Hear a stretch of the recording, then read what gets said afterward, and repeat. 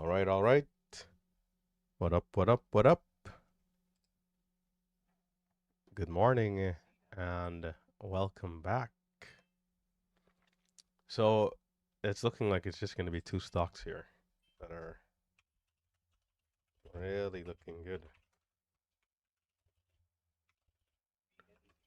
CETY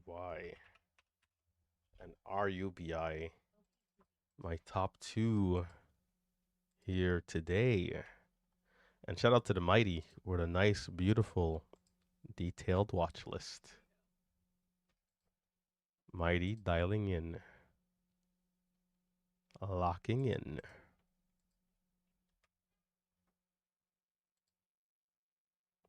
CETY, nice move so far, 53%. Although I had my eyes on RUBI to start, maybe I switched that around here, being that CETY is carrying so much volume.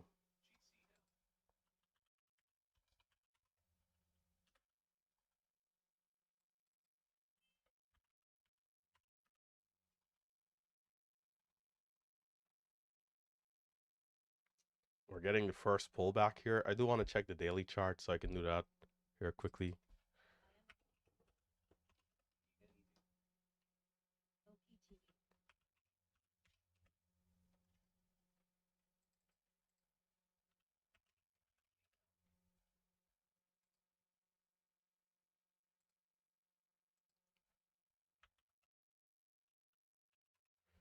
Okay, CETY on the daily chart. It looks, I guess it looks average, standard. This is what we've been seeing for the longest, which is stocks that are curling up off of lows. Nothing significant here, it seems, though, so that's fine. 200 EMA around 497, which is a ways away. All right, okay. Time. We got 8 minutes to the opening bell, which is not bad. We do have a bit of a triple top there. However, we have held up the lows at 150. So this definitely just gives us a nice range. RUBI seems a little bit more quiet, although it is close to the pre-market highs. This one just seems a little bit more active here, so we might see something, into the open.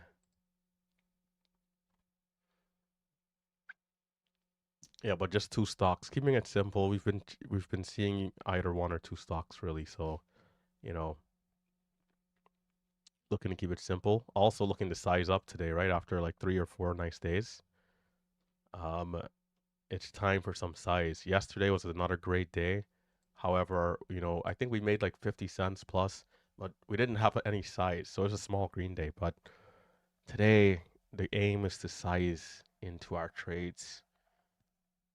That way we can get the meat and the potatoes out of the move.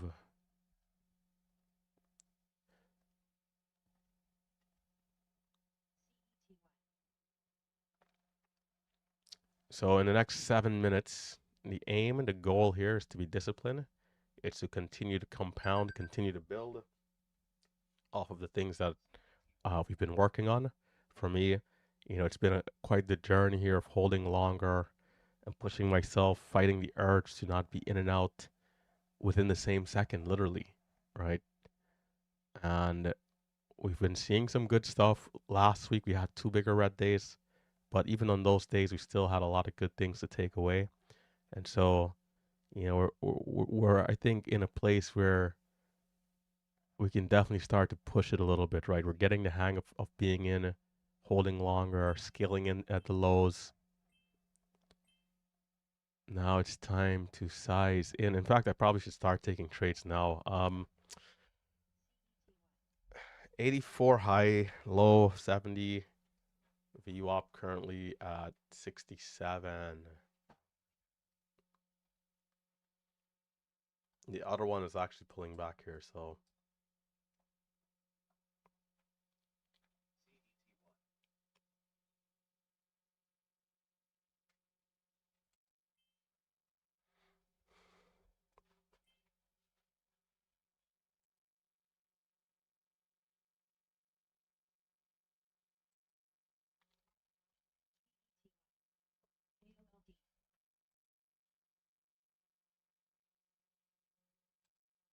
Similar to yesterday, I'm going to be pretty vocal about what I'm doing, what I'm looking for.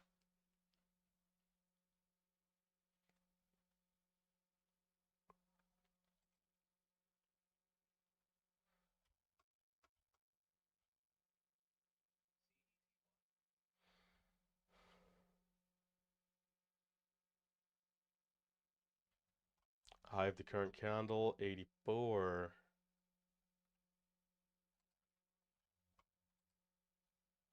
We definitely could see a continued move right into the open. You know, it's kind of giving that type of vibe right now. We're holding up fairly close to the highs. This could turn out to be something decent here.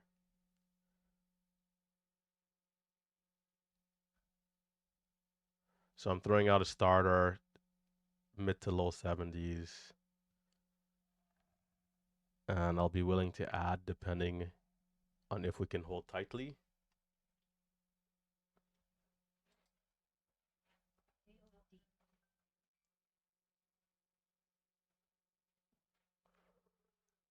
View up is below 70, so watching here, 4 minutes to the open. We might not see anything till the open.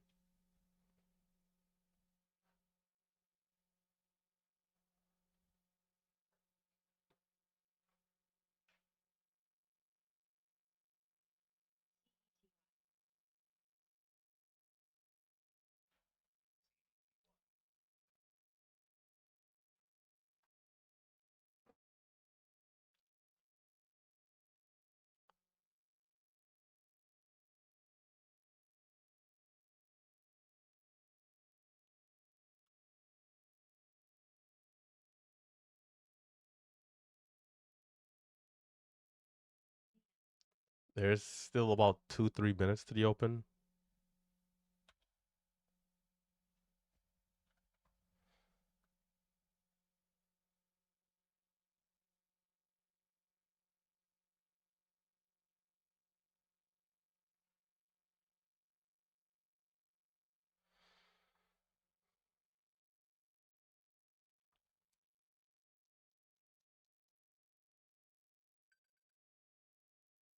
Forgot I got this alarms. There's a 2-minute warning.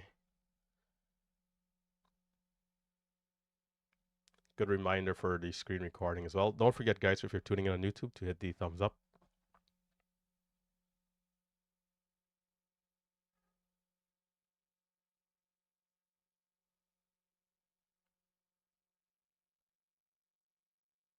If you're tuning in on YouTube, be sure to hit the thumbs up.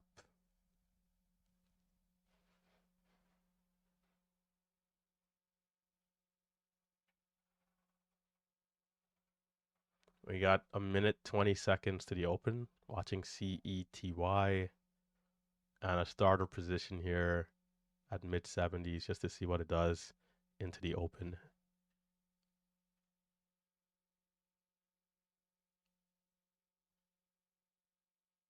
RGTZ.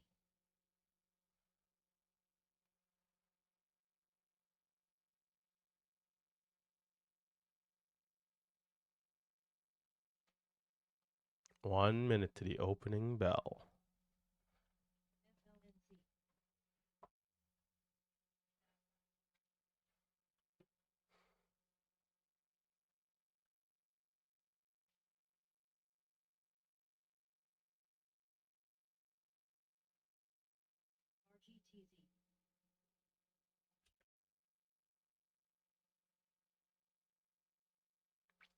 RGTZ. Good test of strength here right before the open.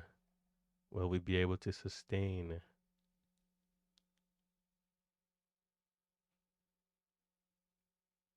FLNC. RGTZ.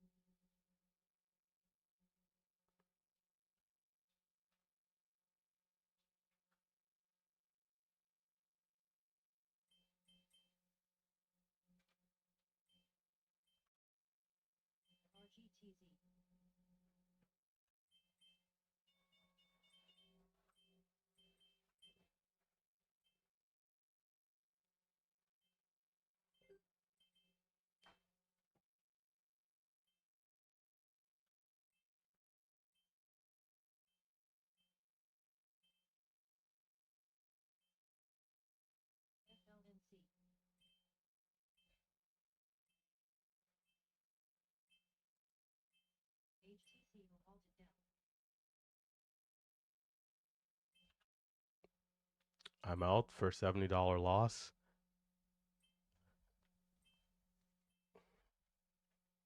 RUBI is curling up towards the highs as well, actually, here. NVD. So CETY, I'll give it a sec. No immediate move over 80, 84.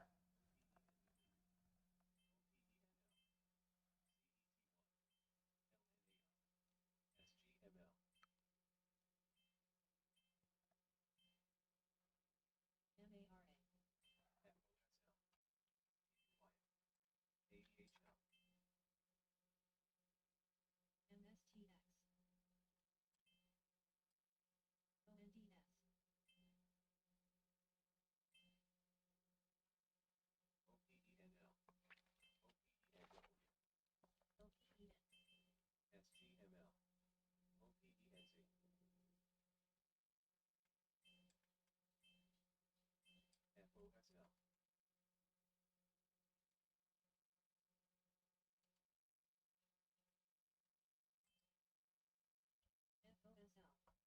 MSTX. ONDS. OPEN. FOSL. MSTX. SGML. ONDS.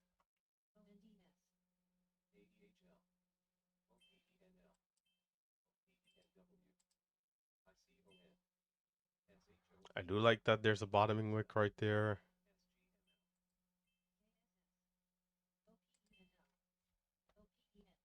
I want to see it break and hold over the level for confirmation.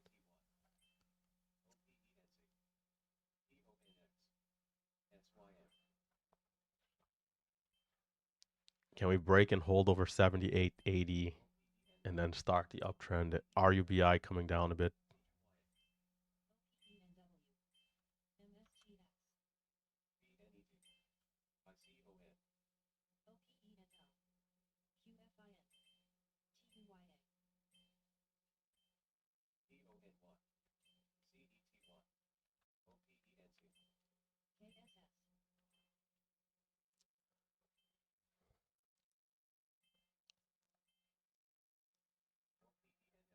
So we're flirting with the level here, flirting with the level of 80.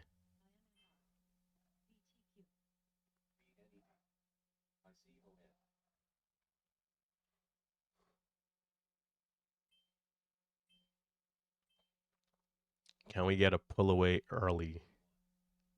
CETY, can we pull away over 80 right at around the pre-market high here early?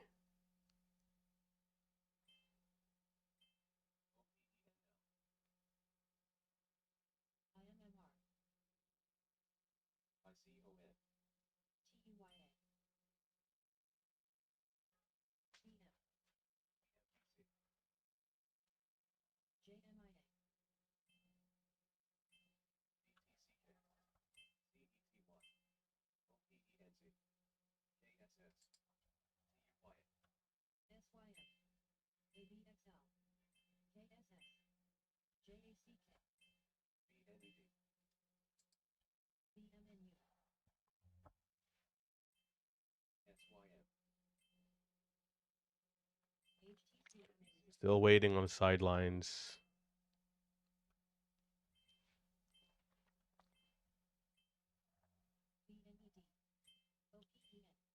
Confirmation into the next range up will be good, but pullbacks probably could also work here.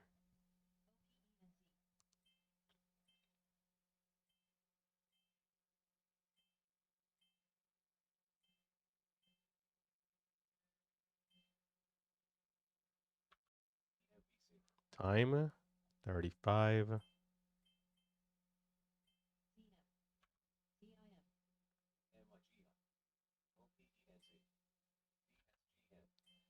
That pullback is going to be no good for me there.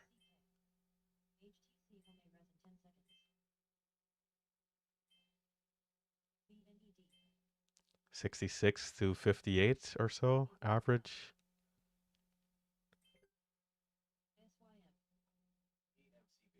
Well, the other one is back to the highs, so maybe it's going to be RUBI.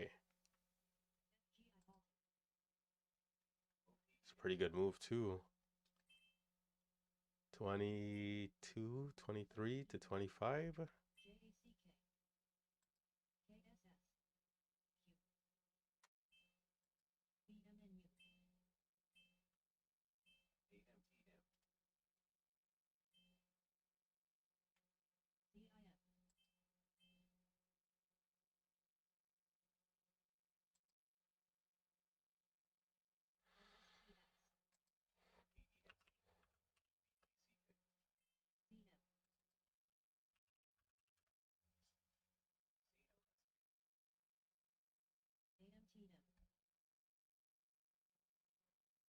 AMTNEF.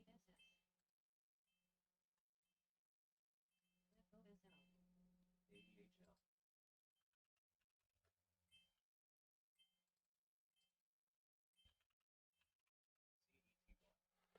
Yeah, of course it's back up. Of course it is. AUTL. And that was a pretty big pullback though, 57. GP halted down. I'm like 67 average, so you know, once we break that low again, I'm out of there.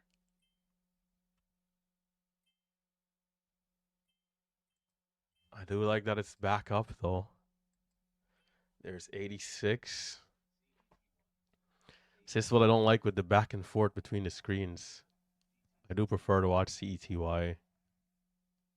Although RUBI did give a nice move there.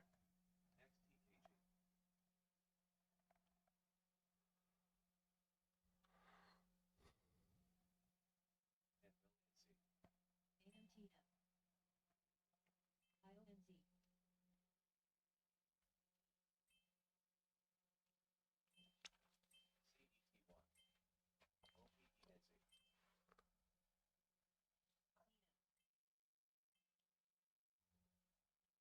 We're hanging out right above 82, 84, which is, you know, a good place. RGTZ. OPENZ.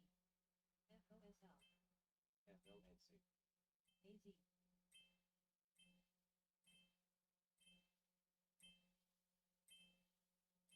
BNED. IMMR. BMNU. JACK. PACB. FOSL.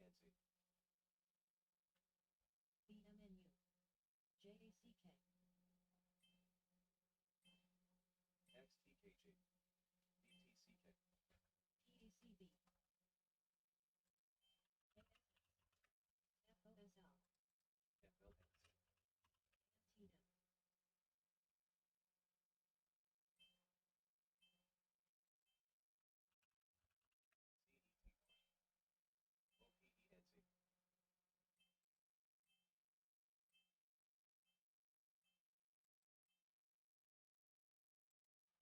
So I like that we're right. I like where we are right now, price wise. The only thing that was choppy here is the move down that we had initially. Because I took that dip, but the dip, you know, made a new low before giving the sweet move. So it chopped me out of the trade.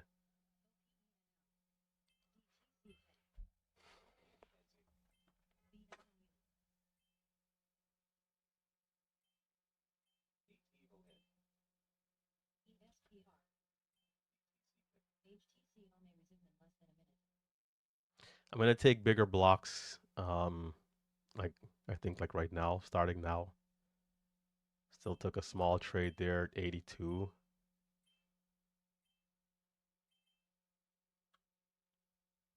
DTCK. OPENW.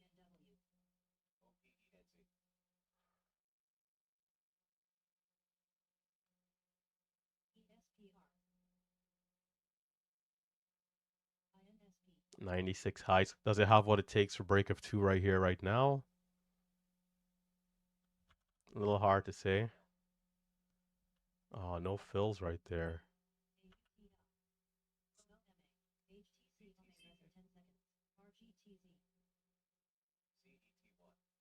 RGTZ. OPENW.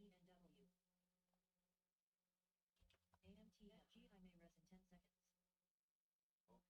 seconds. OPENL. IONZ. ESPR.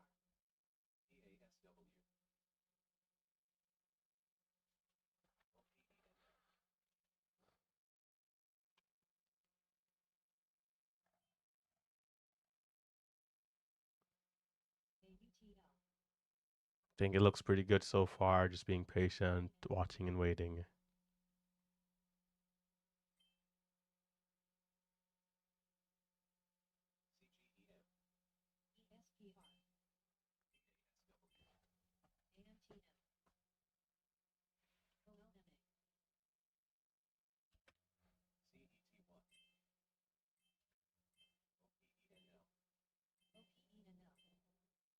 ESPR, AMTM, OLMA, OPENL,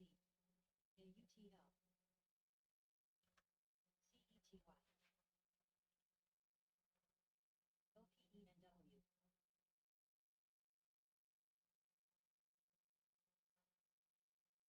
AUTL, CETY, OPENW, ABXL, GAMTM 10 seconds, ESPR, RCUS,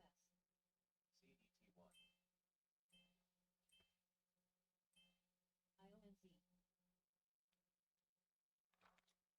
I'm still throwing out starters of 600, and I'm looking for like that extra dip for more size and not getting it. So just gotta, even that starter might need to bump up in size here. BNED, So we're still undercapitalizing a little bit. CETY, It's a good move so far here though. RCUS, JACK, RGTZ, IONZ, QBTZ, NNOX,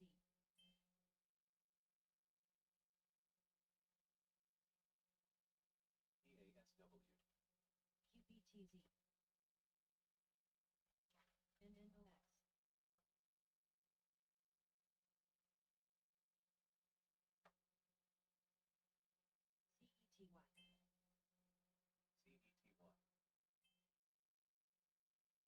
So I pretty much captured from like 86 to 22.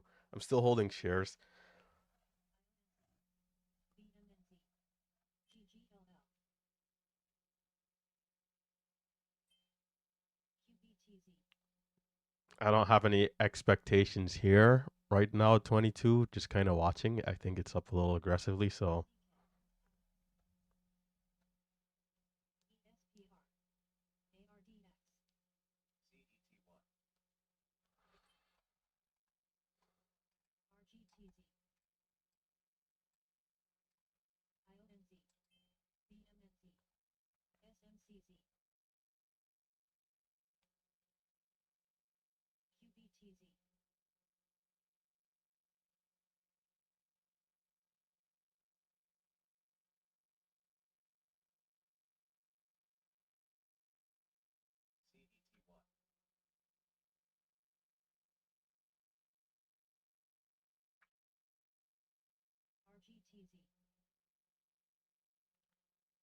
IONZ, BMNZ, SMCZ, QBTZ, RGTZ, IONZ, BMNZ,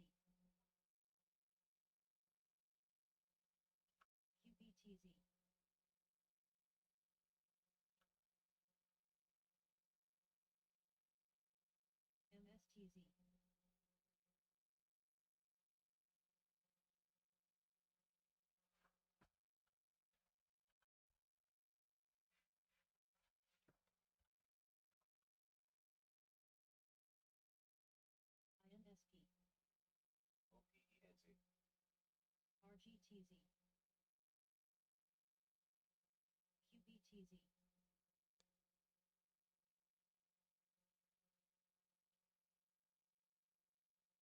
INSP, RGTZ, QBTZ, IONZ, SMCZ, it's definitely giving me vibes like, you kind of got to chase it a little bit, which I don't want to be doing. Like we're not really getting a good pullback here.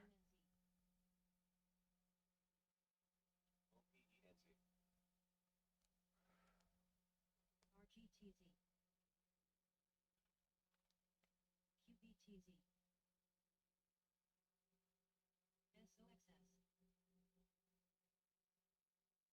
IONZ, SMCZ, A new candle there on the bigger time frame. BMNZ, MSTZ, UBIX, RGTZ, QBTZ,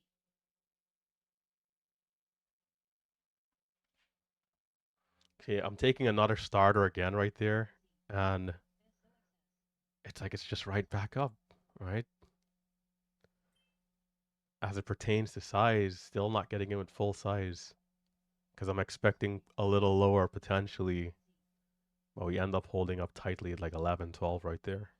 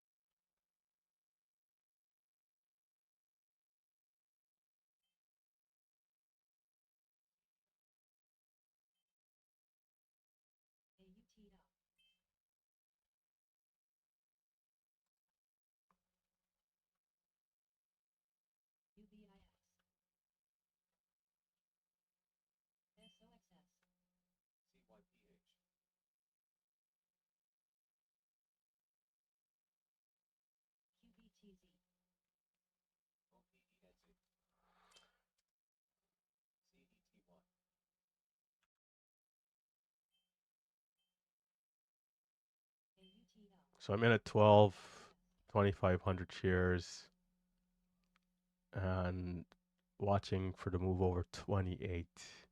Selling some there and watching. We should see over 28. It looks interesting. Small seller 22.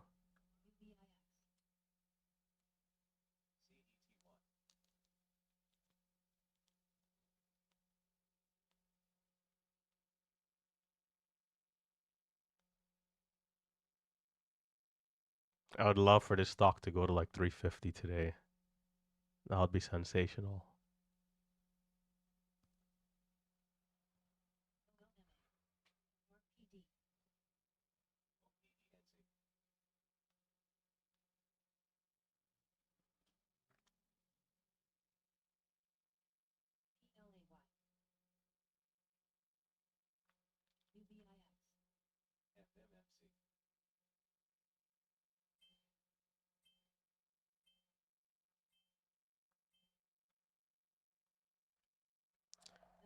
Watching and waiting.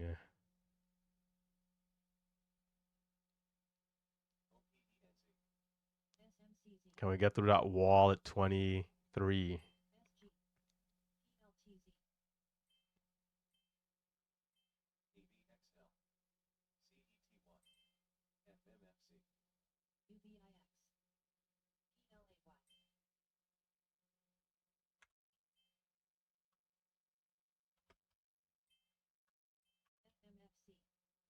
Watching the continued move here. Oh my goodness. I don't think I got the best fill still. I got 39.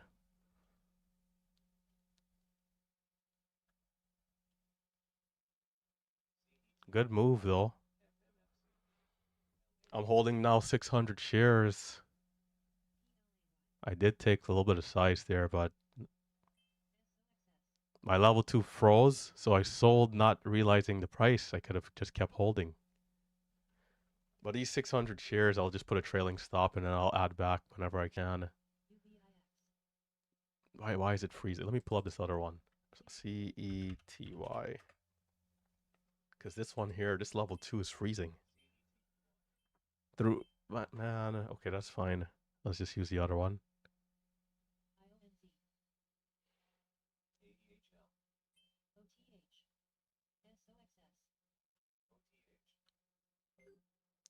So right now we're up about 800, which is not bad, but a bit of a slow start nevertheless, so we got to be careful.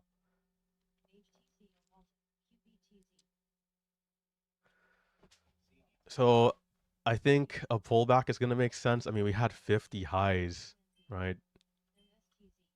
I'm actually going to throw out an order right here, 36.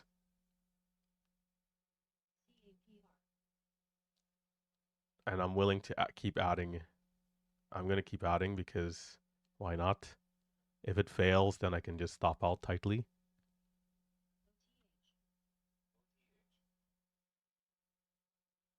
So only 900 shares average now, though.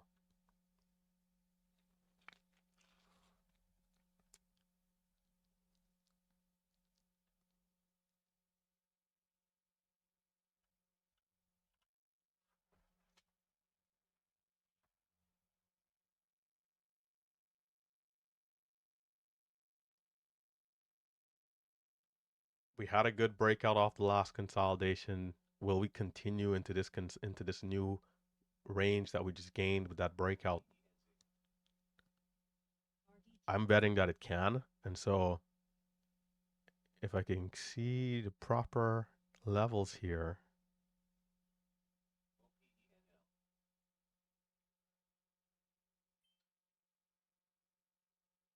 RDDT. LNAI. BTQ. AUTL. ANBS. RDTL.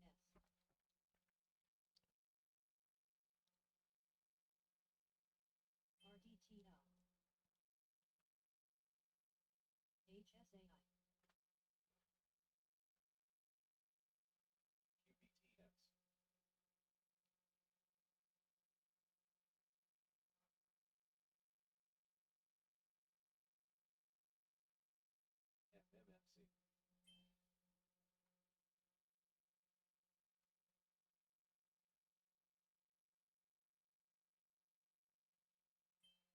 watching and waiting.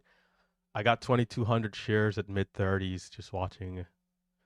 Not too much of a huge position, but just looking to see what it does here.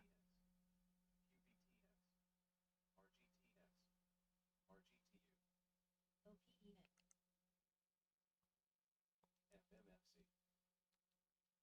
AUTL. LUMN.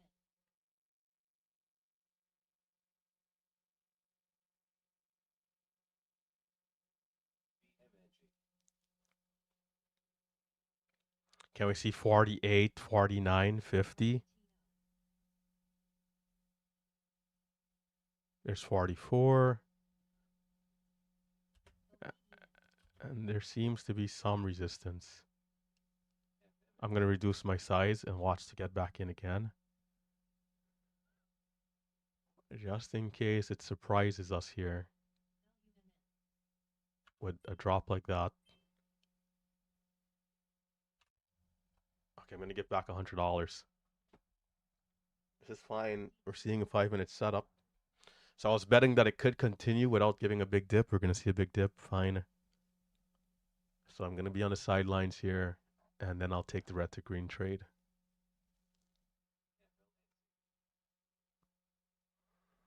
See, if I had size from the start, I would have already been up like 3,000. It's just that I'm not getting a chance to get the size because I'm thinking we should see some more of a dip. So I'm taking the starter 600 shares, but not getting the 2K add. This is a pretty big dip. I'm going to throw out a starter at 10 here. Really small size still, just to kind of see. Maybe this can be a base for me into the new position. The VWAP, however, is down at 97. It's kind of like a really extended flush, so that's why I'm willing to at least throw out some shares here with a tight stop. Panic flush kind of a trade.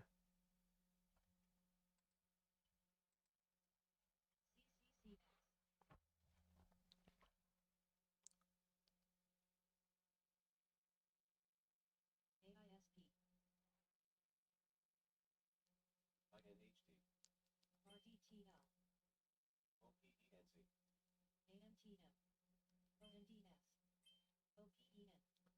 HTC Home res in 10 seconds.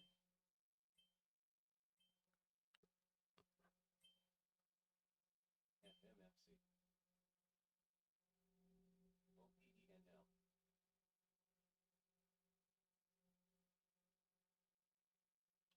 Damn. Something told me to just take that half. I didn't take it. It's just really having trouble. It's coming down. Well, I'll wait for the red to green. I didn't wait for the red to green there. I tried the panic flush. We're now at the VWAP finally. Maybe this is where we can actually get the base.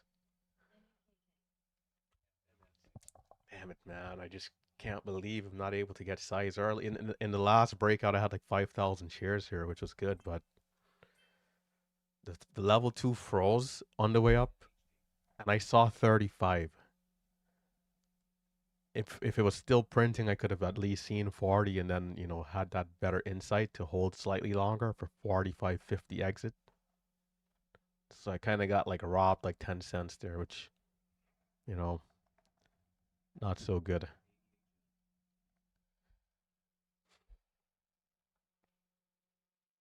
It could be back. It could be backside, and it could be done. But we're still hoping it can red to green here. AZ.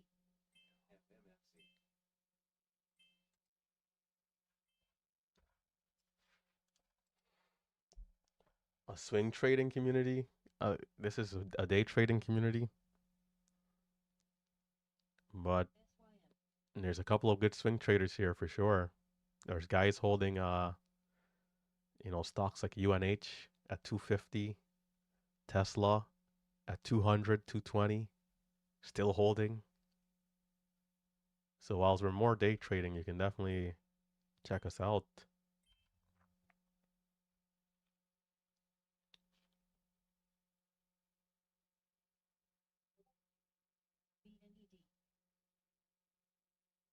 BNED. VNED. I got 80 shares at $2 here. VNED. AZ.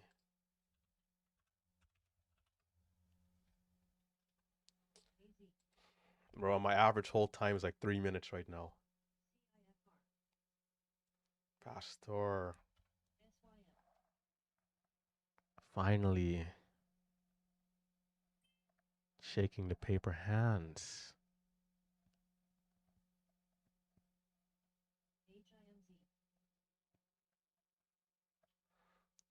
I have 80 shares and it's not enough. I should have added again.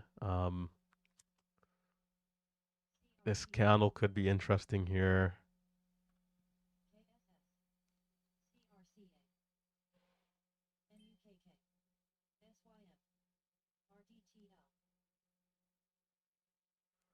The risk is the false breakout. The reward is it keeps going. WULF. MUU.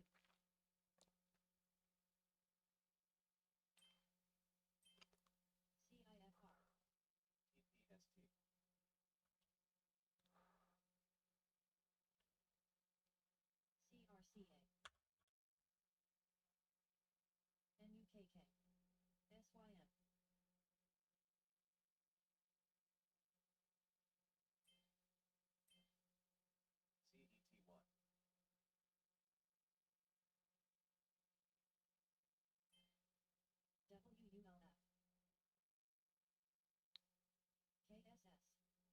CET1. WULF. KSS. CIFR. $30 loss there.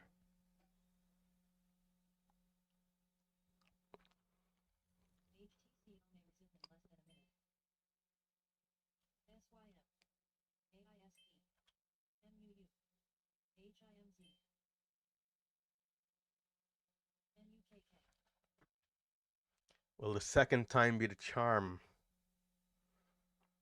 We're now up 668. We kind of gave back a little bit, 200 almost off the top. What I don't understand is how I had 5,000 shares. Maybe I didn't get filled the entire thing. I don't know.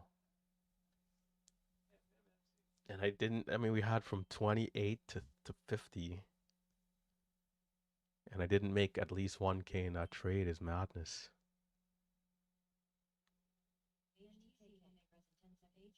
Or at least, more than that. Not more than that, but 600, 700. Right here. Are we going to try again? I want this setup, so I'm going to keep trying. It's been lucrative sense-wise the last couple days.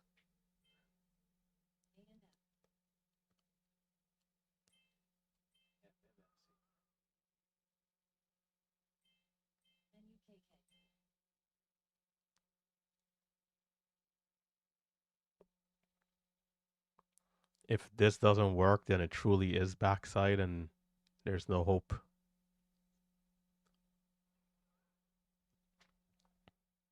In which case, we can even consider shutting it down because we do have to pack our bags. For those of you that don't know, I'm going on a vacation, right? I'm not going to be back till Wednesday of next week. The Mighty, I'll message the Mighty.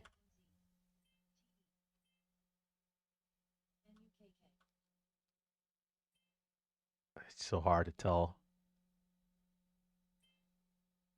And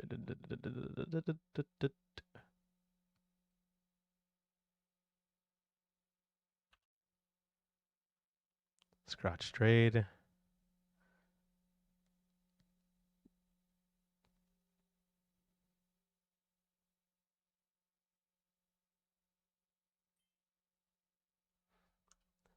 What I don't like doing is buying it low because we can just flush out. But some people have no problem doing that.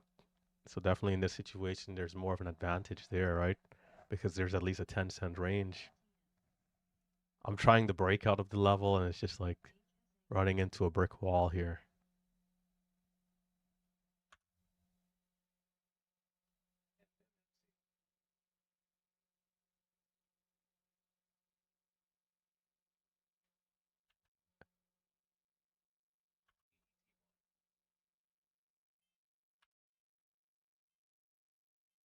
Don't false break out on me.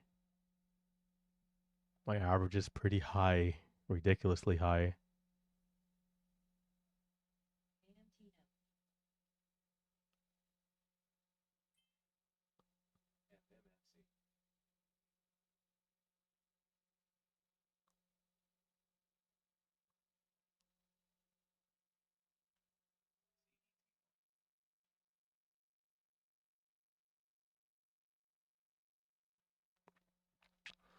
The only thing I don't love here is my average, but I love that it's going up. I'm in like way high. It should go 25, 30 easily. 5-minute candle making a new high. And I'm getting stopped out. Come on. Am I too tight on my stop? My average there, 14, which is, I might have had too tight of a stop. And there's another $100 gone. No good. It looks like it's coming back down. 9. 5-minute candle making a new high. Maybe profit taking from people in at 95.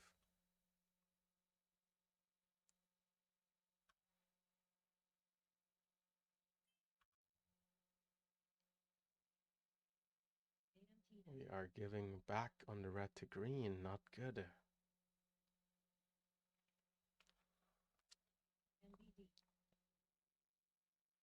See, what we had is a red candle there very early. Like that came right away the moment we got over like 210. So for me, I'm thinking, is this like false breakout, or are we still holding the level here?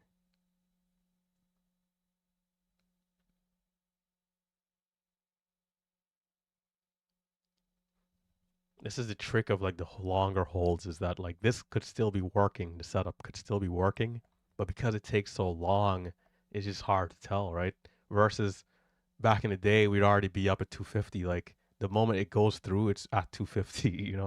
It didn't take that much time for the stock to give a move. So that's a false breakout here on the 5-minute and the 1-minute everything. It's a good looking setup there for the red to green, but off of VWAP, this is where the people who are holding low have the advantage because they're in at like 95. And I'm buying till up at 220 and nothing.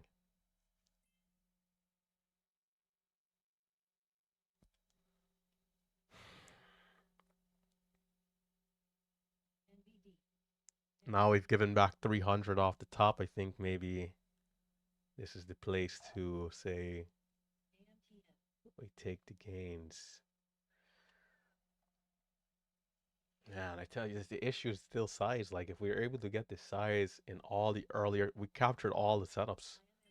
It's just that we captured it with the starter position, looking to add more, and never got the chance to add more. So instead of taking 600 share starter, it's like my starter need to be 3,000 shares, and then I need to be adding more on top of that to have like make 3-4K on this one, which the sense that I made is that amount with the size, applicable if I'm to put the size, right?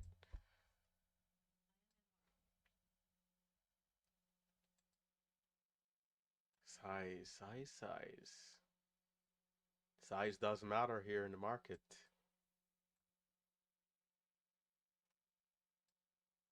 The age-old conversation. The age-old conversation. AEHI. Actually, I don't mind staying and trading something else. AEHL. How does it look? This one is cooked, I think. CETY, I think, might be cooked. If it doesn't hold up that $2 area. But I'm going to watch it on the other screen because if it gets over 210, then, you know, there's a chance.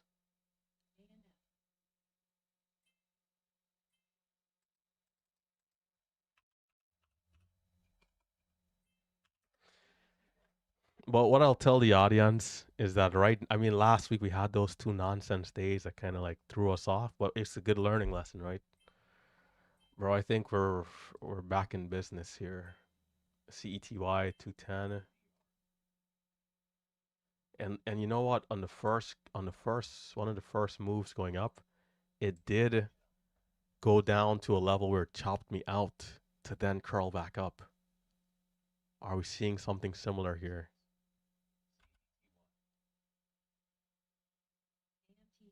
Or is this one a bluff?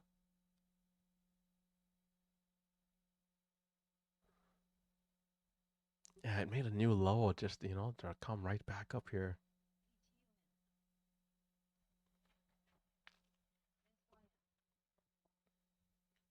What I don't want to fall victim of doing is over trading this level, but I know that this level is pretty important to position myself for the leg up if it comes, right? We should have been able to see 25 and 30 on the last move.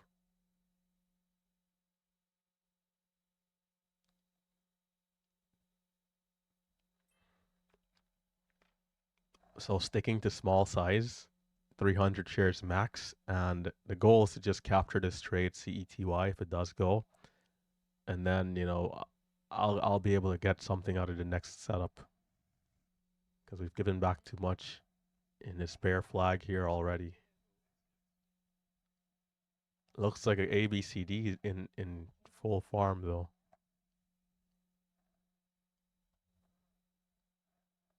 There's 12.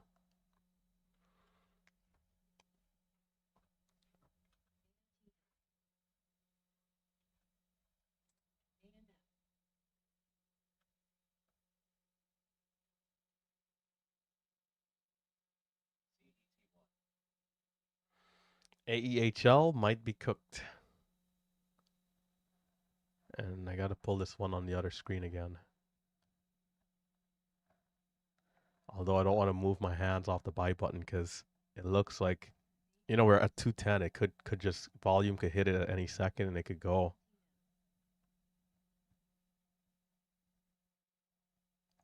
I can't afford to be missing it.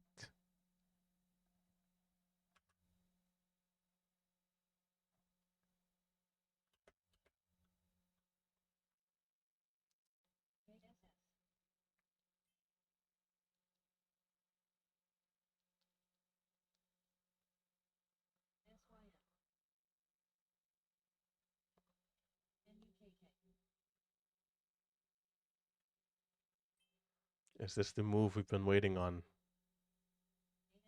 Are we gonna fly sky high?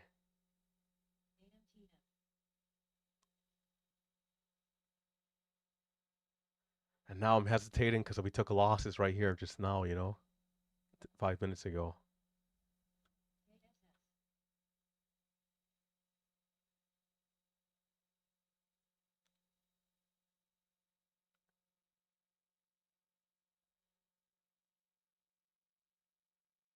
And it is back down 08, 07.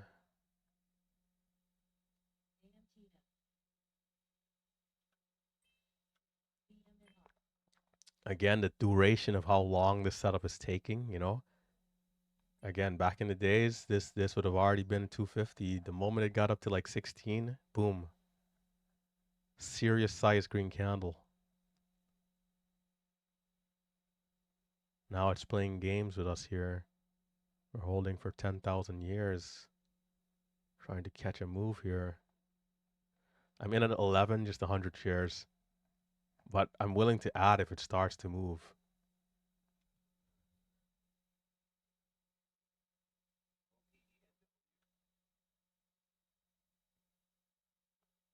And then the people lower just milking the 10 cents, man. Or holding longer too. There's 15, there's 12, there's 14, there's 15 again.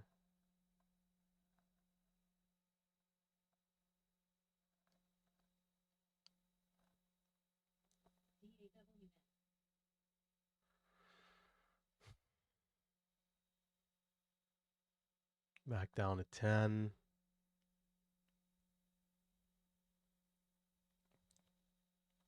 It is flirting with this level now, or like right there, you know. All we need is one short seller to just get too nervous and cover, and that's it. A chain reaction.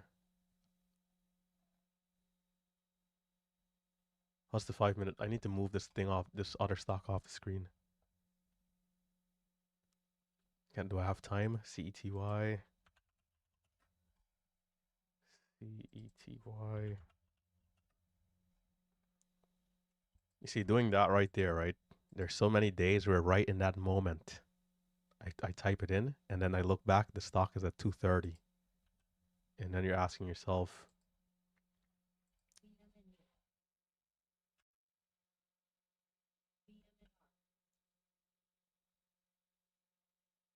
oh, you son of a gun, you son of a freaking gun. Is this it? Man, it is so choppy here, like,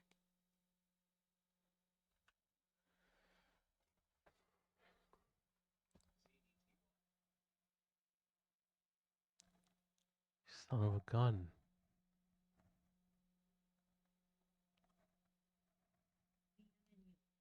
Son of a gun.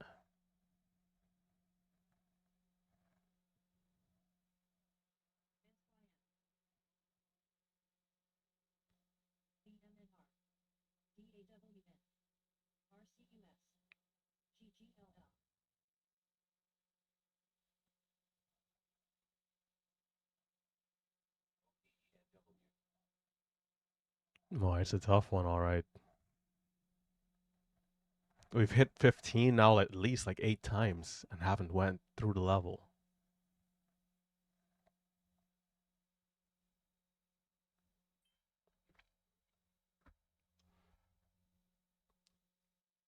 Short sellers may be in full control here in the short term pattern. In the short term. Yeah, the 10-second chart looking crazy.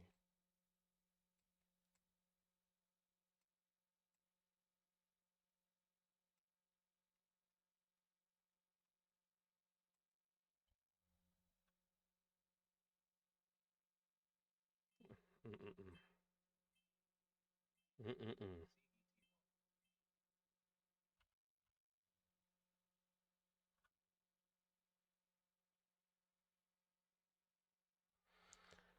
Please don't false breakout. All you do. That's all I'm asking for here.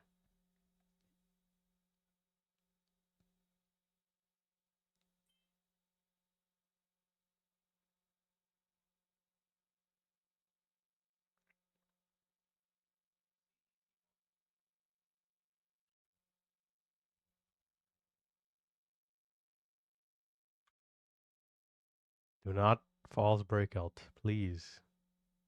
Hold your levels, hold your ground. Curl up to 225 and then 230.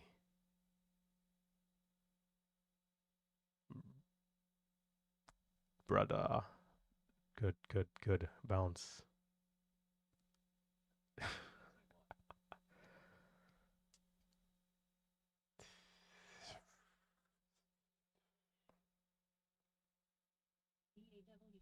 Bro. Mothers of a lover. I've lost like 7 times now in this area, and I'm now up at 420 in gains. I think that might have to do it. Jeez Louise, how much more do we need to go through the level of 215? You see, and I'm not taking this setup low, and it's worked out low every single time. But high on this breakout of the bear flag is just not going. So the people that buy, at like 95, they're just like milking this thing. And I'm refusing to take that trade.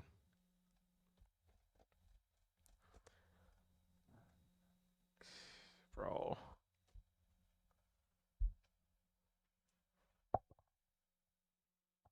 I think I'm gonna just stay on the sidelines. Even with the small size, we took so many losses there. I needed to prove that it's holding up 220.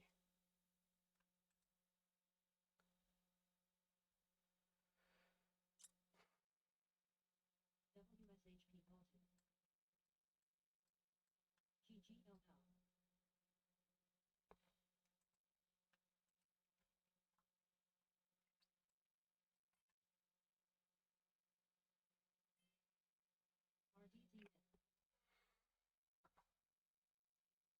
GGLL. RDZ. BMNU. NUKK. BMNR. ADHL.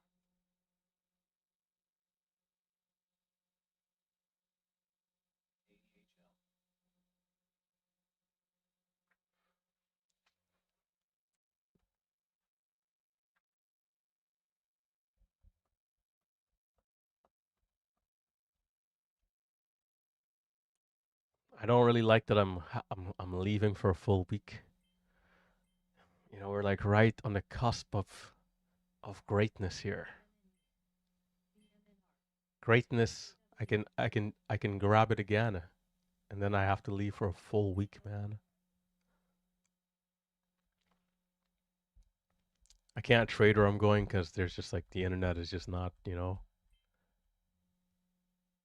Sell off, man. Sell off. Drop down and just burn. Sell off to 180.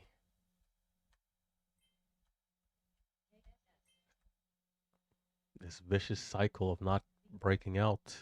So this is the trade here that's been working, right? Panic flush trade has been working right here. If I buy 99, am I going to see a bounce up to 205, 210? Hypothetical trade, I'm long 99, 500 shares, small size.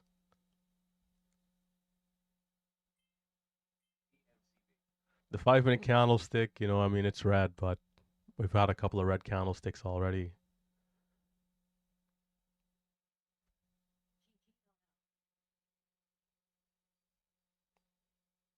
Big Steve, this is where Haku, if you remember that name, would say hitting the bid. Hitting the bid.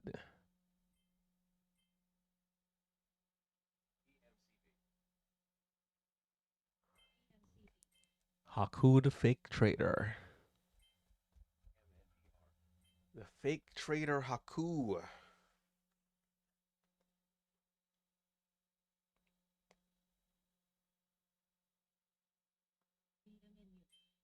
Oh, 203. I'm green unrealized 4 cents in this hypothetical trade. I'm green 7 cents. It's going. 9 cents.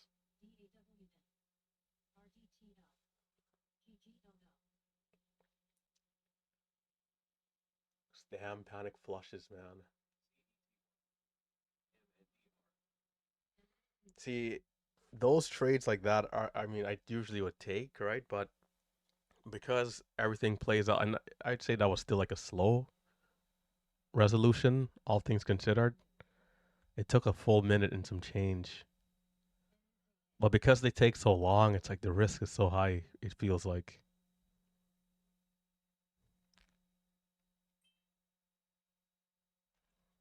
And the flat top breakout here just rejected miserably.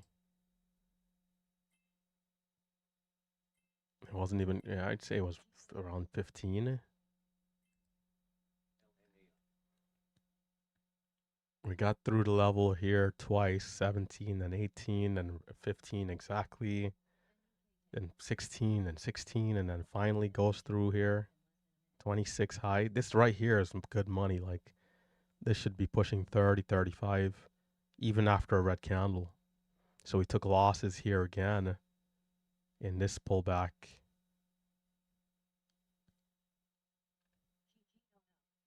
I don't know. To me, it looks like it's gonna go down. It I don't know. It seems like it's struggling. I mean, we're still at the support, but it seems like it's struggling a little bit. It might give out here.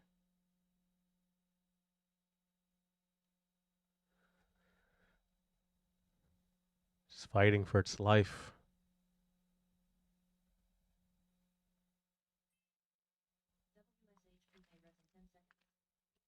But the people who went short up at 20, right? Like for anybody who might have went short at 15, 20, it's definitely a close trade though. You know, they're still probably holding here unrealized 20 cents, but it could have easily gotten stopped out 30, 35 if it was to give the push.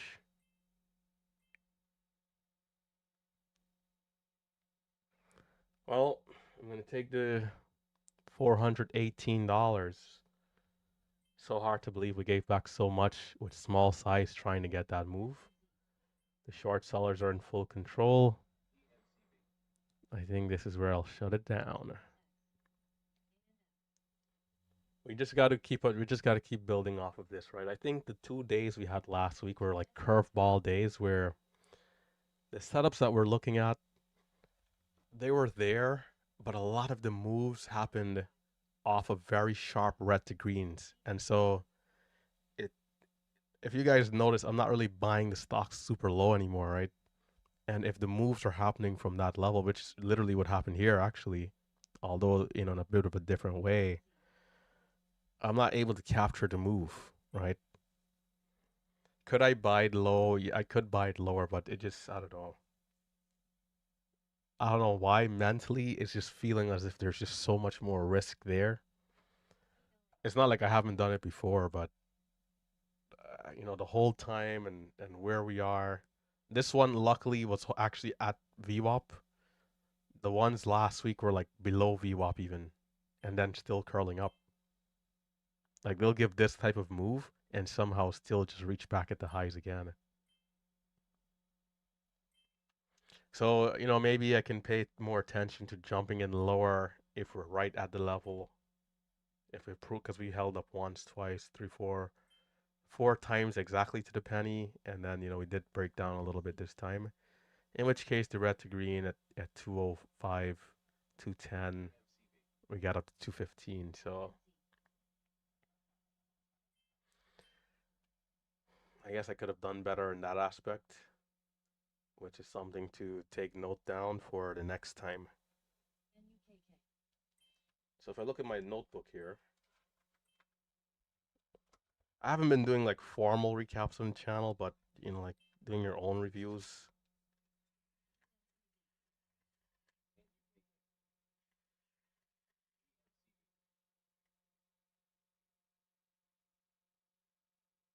You see, one of the things I have. This is on 11:11, right? Avoid at all cost. Avoid the dips going down. Wait for the red to green, right?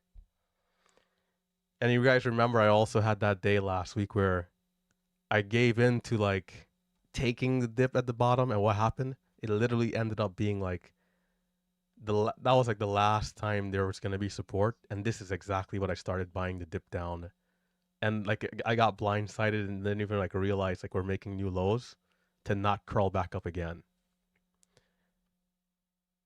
Just I gotta just stick to one thing because trying to like adjust too much is like making it be out of whack. So this type of situation I think can make sense. We're right at the level, but if we're below the level, and I think that's just where we got to draw the line. So a little bit more size earlier in front side, which it's still a week later, and we're trying to get more size in the front side.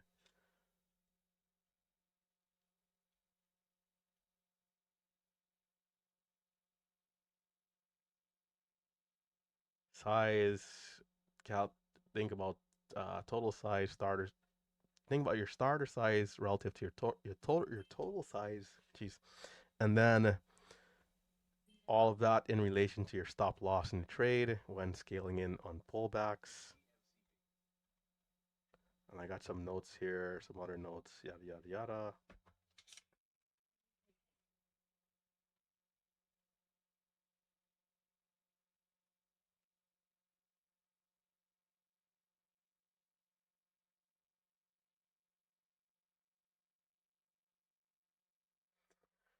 Bro, this is it.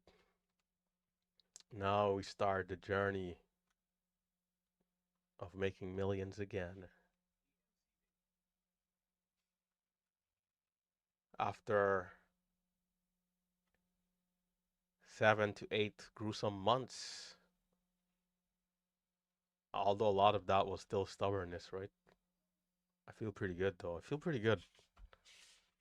We're right where we need to be, right on time, right on schedule, not a moment too soon, not a moment too late, but right on time. We have all the tools at our disposal. We got multiple platforms in Sage, Guardian, Webull, E-Trade. That way, we can use everything at our disposal and not have issues with just being on one platform and potentially losing an account. We got variety in our brokers now.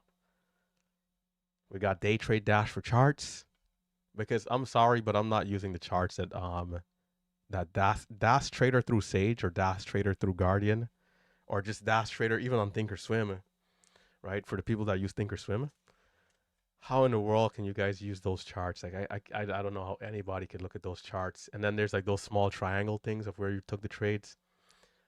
Those charts to me are the worst thing in history of charts. Like Thinkorswim charts I did like a lot. They were laggy. Day Trade Dash's chart is, you know, basically Thinkorswim's chart with no lag, right? You can like do everything here, and then there's 10-second chart too, or 15-second for the people looking to use that. So we're finally getting comfortable holding longer. We probably have to do some more towards going short as well because there's opportunity there. I think that's gonna be a learning curve for me though. Like some days it's gonna be super obvious, but the day like today on this pullback here is just so hard to tell. Like I thought this could have happened on every one of these dips here, which is why I wasn't taking the dip, right? This breakdown could have happened on every dip here. No one knows where it's gonna come, but you kind of just have to take the trade and manage the risk.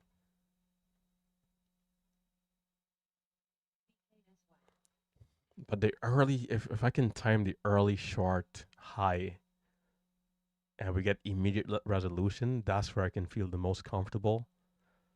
But then being short and having to go back long, if the move high does continue for another leg, it's like your mind really needs to be sharp and flipping the switch, which for me, is definitely a work in progress over all these years. So honestly, I'm not really like, I'm not going short is going to be a way to make more money even, but right now that's not even like crossing my mind yet. We need to first fully lock in holding longer and like capturing all these moves again before we can even think about trying to go short.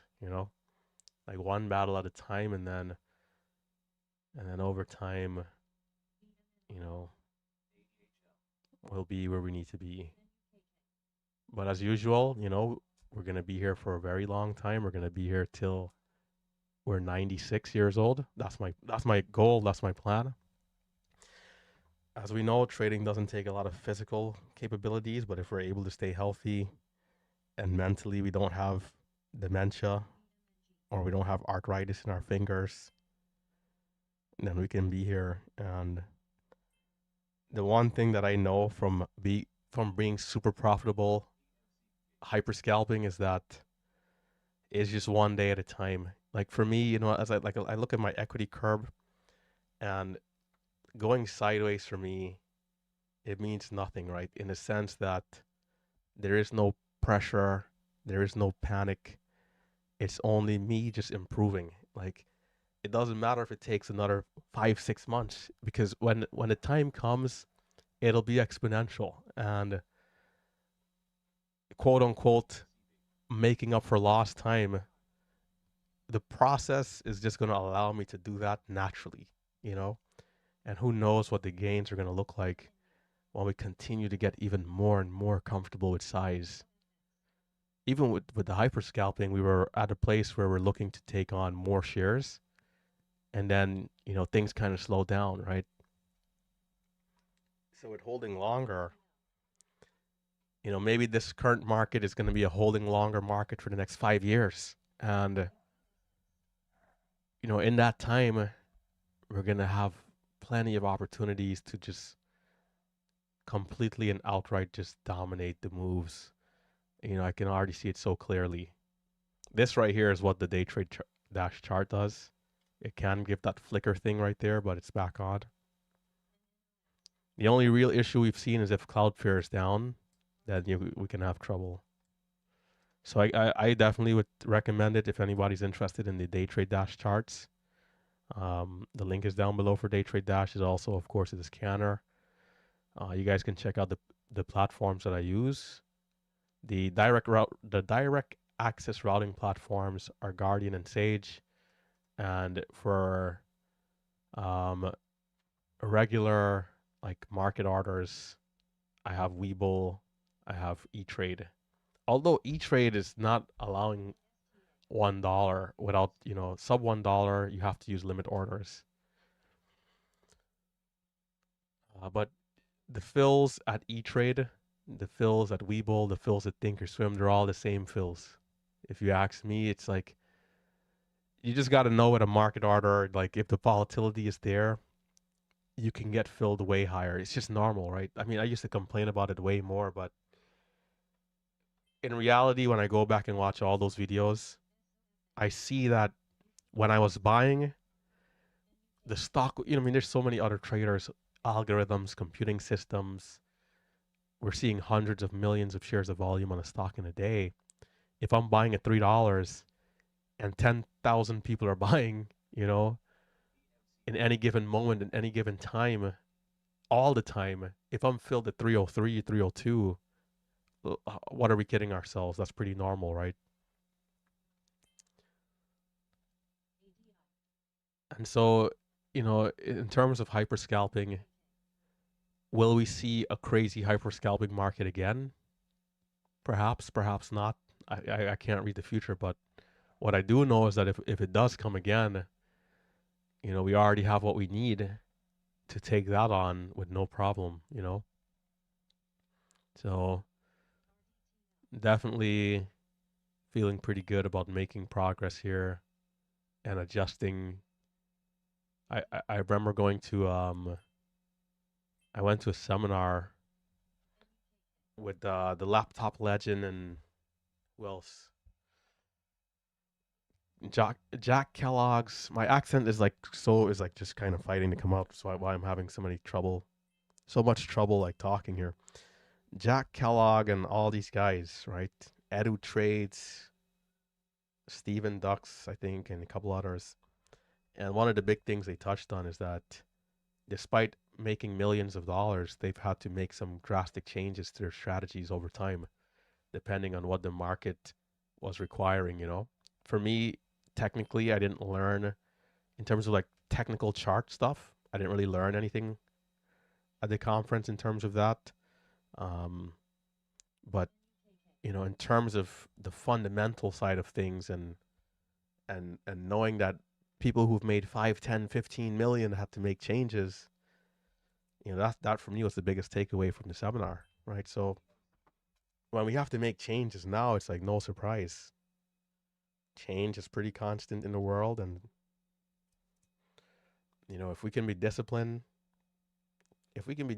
there's no strategy that's out there that we cannot learn as long as there's transparency, right? But with what I'm doing here now, you know, I'm forcing myself to make changes according to what I'm seeing that's working, right? Nothing more, nothing less. And are there people who've already been doing this for decades holding longer? Of course. But once I'm done mastering this strategy, I'm gonna be I'm gonna be here saying I'm just just a heads up. Some of you can see where I'm going with this, right? When I'm done mastering this, I'm gonna say that I was the first to do it. Here's why. There's nobody else. I mean, I guess Ross, right? Never mind. Okay, Ross does hold longer. Although he does like adding more higher. It seems like Ross adds high a lot, from what I can remember. But I'm gonna anyhow. I'm still gonna be the first here. That's what I'll say, because why not? I'm doing it live. Nobody else really is doing it live. So in this type of level, you know, and I'm not gonna lie. I do need to make more content. The content is the one thing I need to make more of. I'd say right now, in terms of like more daily recaps, monthly recaps, yearly reviews.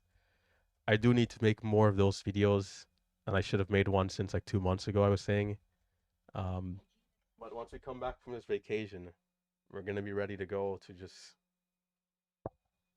pump the content.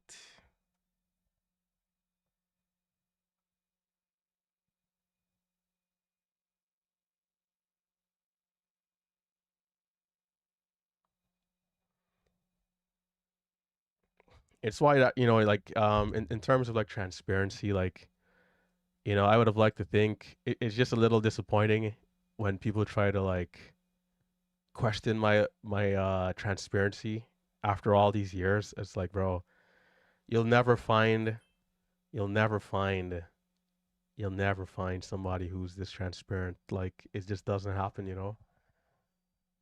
Relentless trader is the real deal. Always, all the time, every time. Relentless trader is the real deal. And the key is always gonna be for me. Like there's even when I used to do daily recaps every day, right? Here's what keeps you transparent, right? Even when I did daily recaps every day, and there's a day where I missed a recap, there's always gonna be a monthly recap. There's always gonna be a yearly recap, and that's still gonna be the case. There's gonna be a yearly recap, right? Like don't feel as if there's not going to be a big video of me going over this entire year when the time comes, right? So even if you don't see today or tomorrow, just know that you know you're going to see it, right? That's just what this channel and community is, right? Trader view, um, going over stats, metrics, going over the details, all of that is there, right?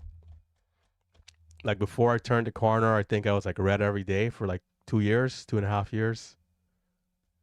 So like having a sideways period is like it feels like nothing really, you know, versus like the beginning of where we had to come from.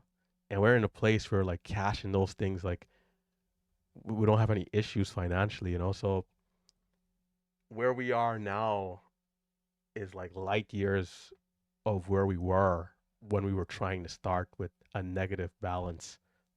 I was down negative 30K taking on a loan to try to start trading coming out of the simulator versus and being red every day, right?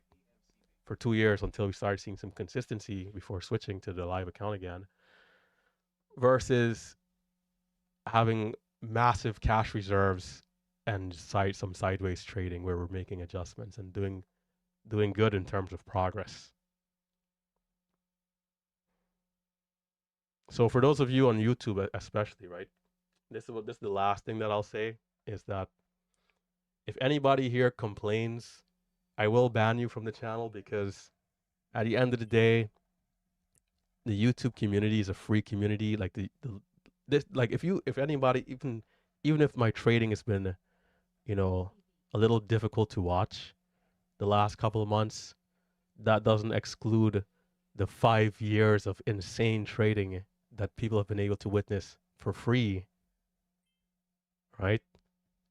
For free.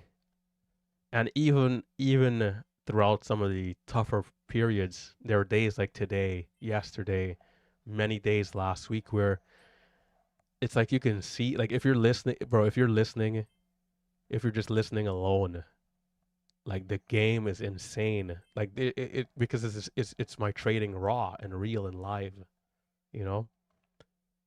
If anybody's to go back, which is why people don't even live stream on YouTube, right? Because if anybody's to go back and listen to today, you can gain so much from what I'm doing, you know? So if anybody complains about anything, it's like you just have to get banned because you're not realizing the value, you know? Like yesterday, I didn't have up my P&L, and there's some two guys at the end of the live stream throwing a fit, like if I'm not the real deal already after all these years, you know?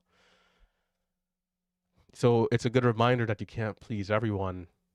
And if if you're in a position to, you can just, you can just remove people from your community. Because at the end of the day, I'm never going to force anybody to be here, right? And the same people who are complaining, they can easily go pay 5,000 and go buy Warrior Trading so they can see everything. If you want to really see everything and you want to see someone make millions of dollars in a month, go buy Warrior Trading right now. But those same people complaining, they're not going to go do that. Instead, they're going to come to a free resource and complain. What does that say about these individuals? After somebody have already proven themselves through green, red, everything, you know? So this is why I'm saying, like, and I'm not going to be as strict to just ban people. I mean, I kind of did ban one of those guys yesterday, but hopefully if they're listening, they can at least understand what I'm saying, right? My chat room is going to be able to see everything I do all the time because that's what they've paid for, you know? Like my chat room can see anything every time, any day. Anybody can call me and go over a trade, anything. That stuff is normal. We've been doing that, for a long time. But you can't come to a free resource where there's still a ton of value and complain, whether there's a P&L on screen or not. But remember though, there'll always still be an overhaul of our progress, you know, even if you have to wait for that video, like a year end video kind of thing. And in countless live streams we'll like go over our trades and stuff, like metrics wise.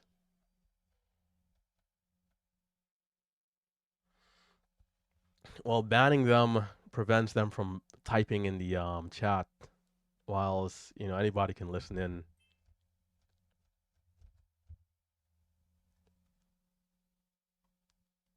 Here's why it's live trading, right? So again, what the point I'm trying to make is that I'm already transparent. Here's what I'll say, right? If somebody can't listen to me, listen to my like thought process as I'm trading, and understand, like I even mentioned like throughout the entire day today, like, hey, red $100 or whatever, like in at such average, looking for such move, yada yada yada, like for like maybe like 90% of the trades, 85% of the trades I took. With my track record of transparency and the fact that I will upload monthly, yearly videos, even if there's nothing on this, even if it's a black screen and you hear my voice, you got to know what it is, right? And the people who don't believe that, they can leave right here, right now, and go pay that 5,000 for Warrior Trading so they can see and hear everything they want to see, right? But if you're not going to go pay that 5K for that course, you can't come here and complain to me. If you want to see everything I do, buy my course, right? And then come and see everything. If you're not going to do that either, then I don't know what to tell you, right?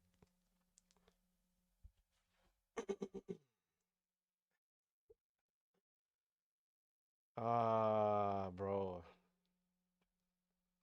What I want you guys to understand is that I don't have a problem sharing my P&L because I've done that. Like I've already done that. Like green, red. Like if I had an issue sharing my P&L, I'd have stopped sharing my P&L the moment I went red, like in a red month or something like that. You know? You see what I'm saying here?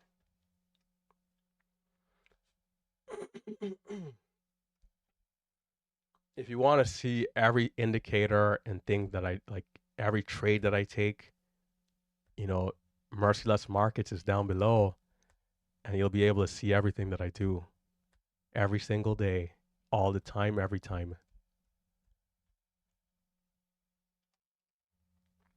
Makes sense?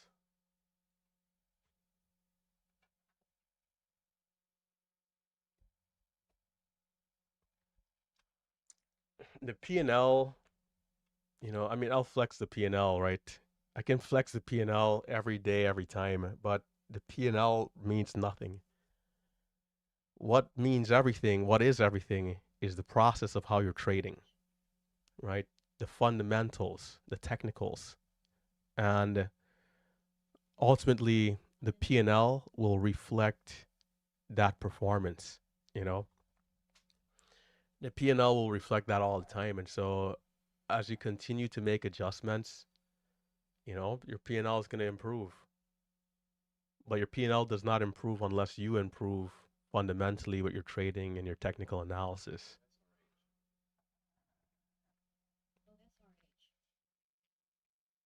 And then to, I mean, honestly, beyond this, right? There's more to this. Like, I feel like where I am going right now, money wise, you know, like sharing this much about money, like, because you guys got to remember too, right? Like everybody that I know in like in real life, like outside of this trading world, can like see what I do, right?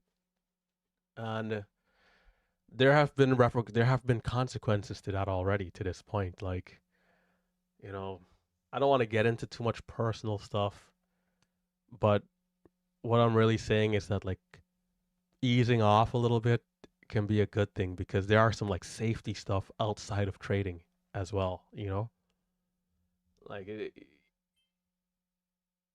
where I'm from, anybody making this kind of money is like an anomaly, right? It's an anomaly, and there are some risks to being this public and this open and this transparent in my own life, like outside of the trading world. We have the chat room. There's some great people there. Some great people here in the YouTube stream. You start having certain expectations.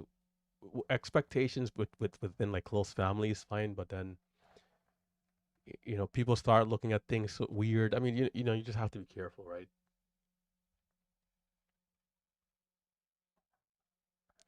For charts, I'm using Day Trade Dash. This is Warrior Trading's platform, Ross Cameron's platform here. It's actually pretty good. I can't complain. It's very good. There's scanners. There's scanners, and these scanners remind me of back in the days, E-Trade Pro.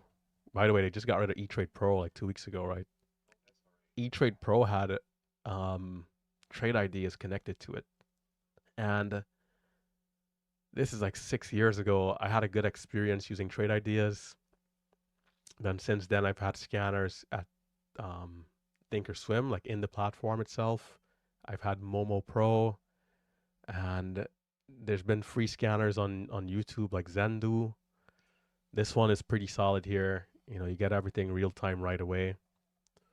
A lot of this stuff when I tell people, it comes down to price and what you can afford. If you're in a place where $200 is nothing for you and you want all the data real time right away, it's a good option. But if you're in a place where maybe you're now starting your trading career and you can't afford it yet, then you have to do what you have to do, right? Maybe a platform within your own broker or a YouTube free service. The thing is with the free services is that sometimes they can be they can go away they can go away overnight. Like, the scanners that are on YouTube all over the place. If those people, God forbid, are to pass away or to change their careers or whatever it could be, they can just, they can just stop showing up, and then your resource that you're relying on is gone. Usually when there's a paid service, there's more of a there's more of a, what word do I want to use here? Obligation to provide the service, right? There's usually more of an obligation.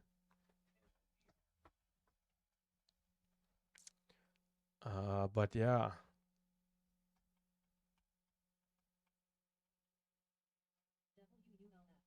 what does the Momo Pro guy thinks of me using Day Trade Dash? Well, in business, there's no feelings, right? Ultimately, what I'll say this to, I'll tell you guys this every day, all the time, right? I'm a I'm a day trader first.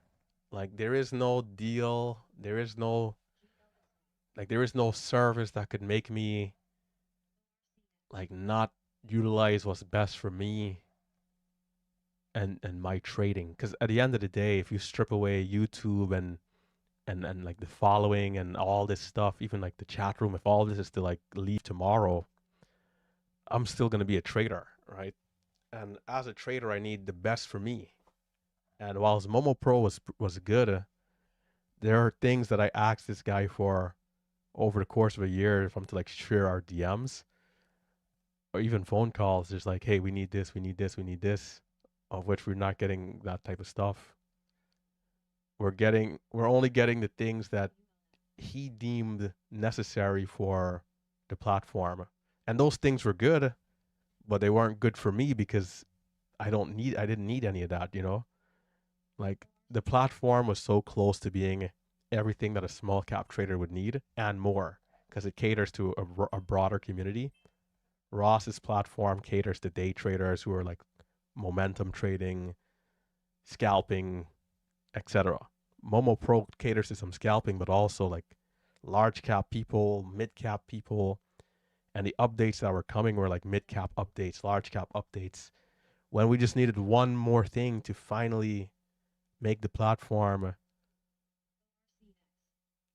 like I mean, honestly, this is how it is, right? Like Momo Pro is cheaper than this service right here. This is how raw and real I am, right?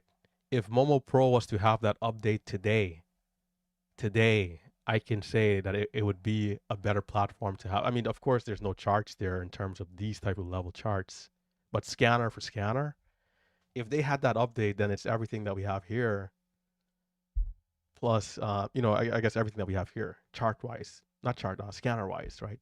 Scanner wise, scanner for scanner, pound for pound, it'll be the same scanner but cheaper. Which, as a consumer, I obviously would take the cheaper product. However, if there's just a disparity in like you know quality for the efficiency for what I'm looking for and what it gives me for my trading, 200 bucks, it's a lot of money for someone who is now starting. But like the moment you become a seasoned trader, like 200 bucks starts to become like nothing, you know? Like money has definitely changed, and I know there's more levels to money. And shout out to the Team House guys too, right? Guys like Crispy and Save, and you hang around with these guys especially, and it's like your perspective changes forever.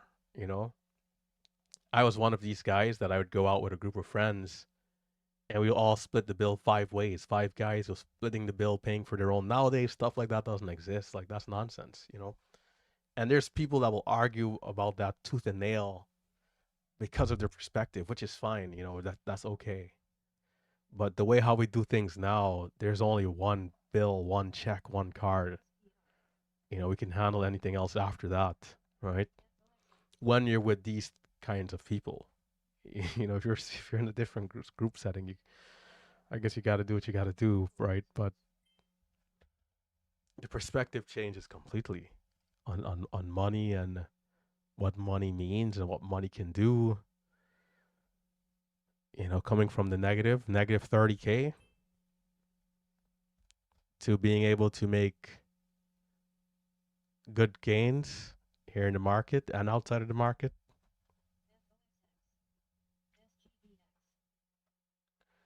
I don't think Tim will be back on YouTube, but Tim is doing pretty good. What will happen whenever we do the meetups? The guys you'll see the guys in the live streams. They'll be in the videos. I think everyone enjoys that to a degree. It's always a good time hanging out. But in terms of like committing to a full-on channel, I don't think you'll see that. But you'll see them in interviews, podcasts. Nobody minds sharing a little bit of what they're doing, but to be doing it every day, it's definitely what time is it? I gotta go here soon. It's definitely it's almost like a job, really, you know? Uploading is like a job, really.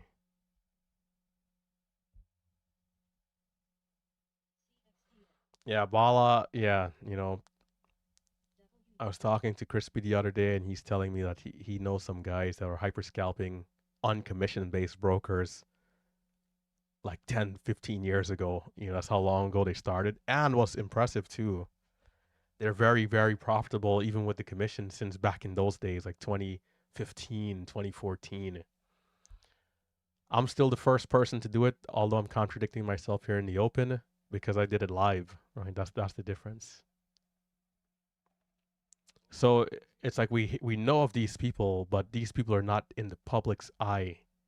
Therefore, they're disqualified of being the first. Does that make any sense at all? Probably doesn't to some people. It's like if there's a Michael Jackson, right? If there's a Michael Jackson singing on the street somewhere and moonwalking and doing backflips and whatever in the performance, nobody knows him, so he's not the first. That's just how it works in this world, I think.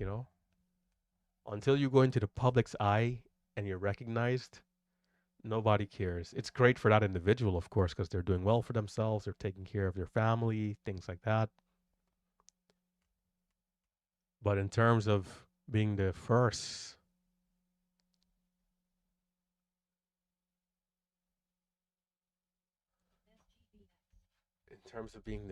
the pastor was here, alive and well.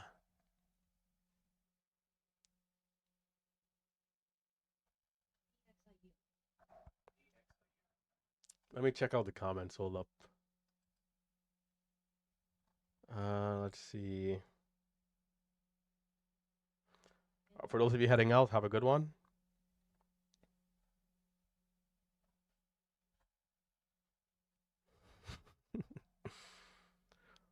um,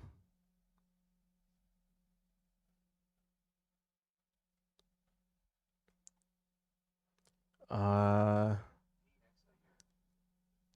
until um, I guess my YouTube career ends at this point, there's always going to be people asking if I learned from Farmer, which is fine. You know, I already spoke so much on that topic that it's just one of those things where it's okay. It's not a problem. When people say certain things enough times, you start to believe it. And that's not a problem for me because when you put yourself in the public's eye and you're this transparent, you know, there's going to be people who say things about you, and those are things that you cannot control. So for those reasons, to me, it's like a non-factor. A non-factor. The person who I learned from the most is Ross Cameron, who, for those of you, like people, I don't know what's wrong with people. If you look at my YouTube channel, you'll see that I was inspired by Ross like heavily, Um, when it comes to like Ross used to do something called Driving with Ross. Who you guys think I got that from, Driving with Relentless, you think that came out of nowhere? I have sent Ross super chats in the beginning. I wasn't a warrior trading student, but I like Ross, man. I just like Ross's style, you know. There's just nothing more than I can say about that, right? I super chat Ross before. Like I remember when Marcelo went there, it was pretty cool too. Marcelo and Tim are warrior trading students. People don't even know this stuff. All right, like the people who are newer to like the communities. So when they hear something, they just like run with it. Crispy is a warrior trading student. People don't even know this stuff, right?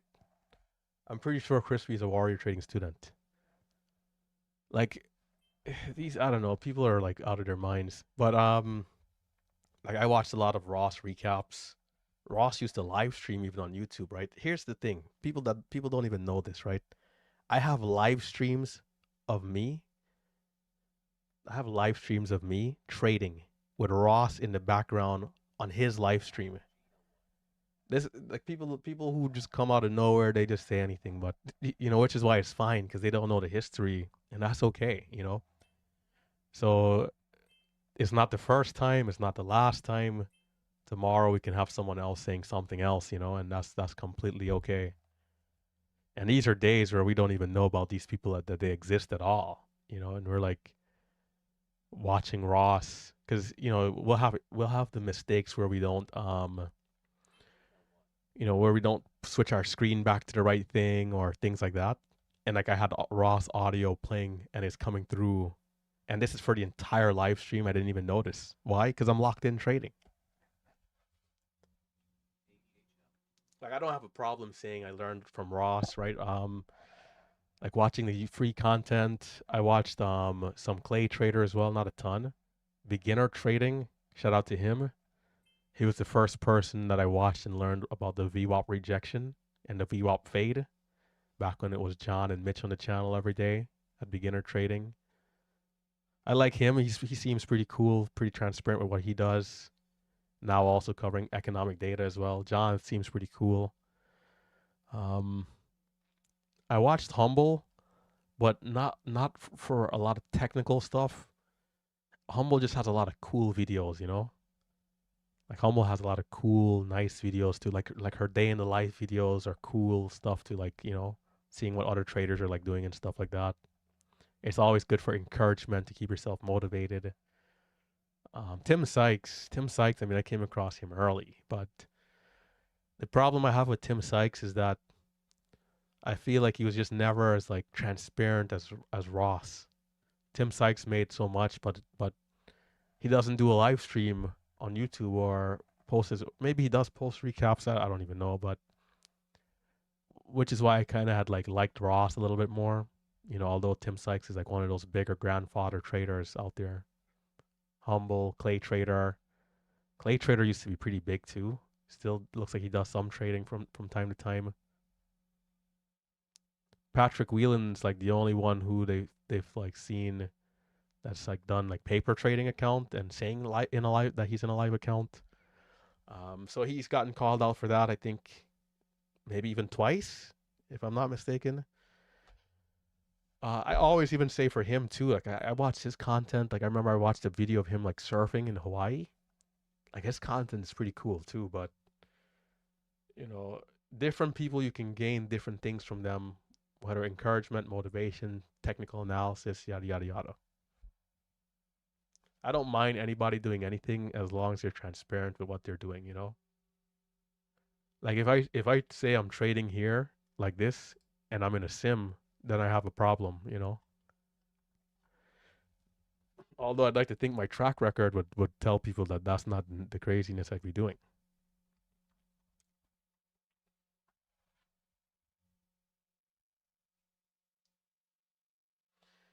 Now, how many people? By the way, I'll say this about Marcelo too, right? And Marcelo will tell you guys this too.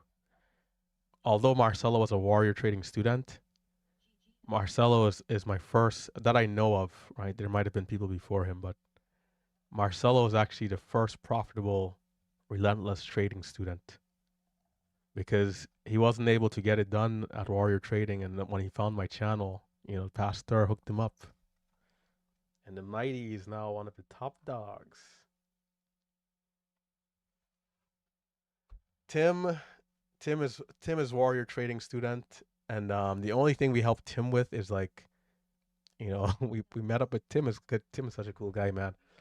We met up with Tim, and we're like, Tim, like, what are you doing using all these crazy order types, And we're like, hey, man, just keep it simple. And the from all his hard work and experience, he already had what he needed to be wildly profitable. But with that small tip, boom, flip the switch the next day. Literally was his best day ever. 4,500, I think, in that TikTok video. And that video went viral, man. Like 15 million views. People couldn't believe it. In like 2023, you have these young guys, and they're saying they made 5K today, 3K, 4K, 8K. It was instant viral clip. Instant.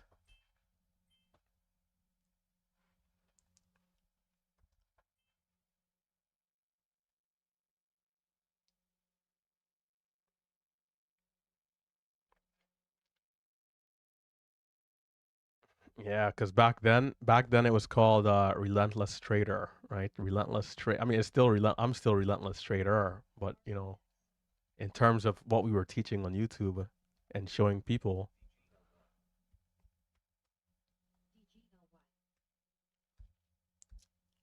the reason why the brand is called Relentless Trader. I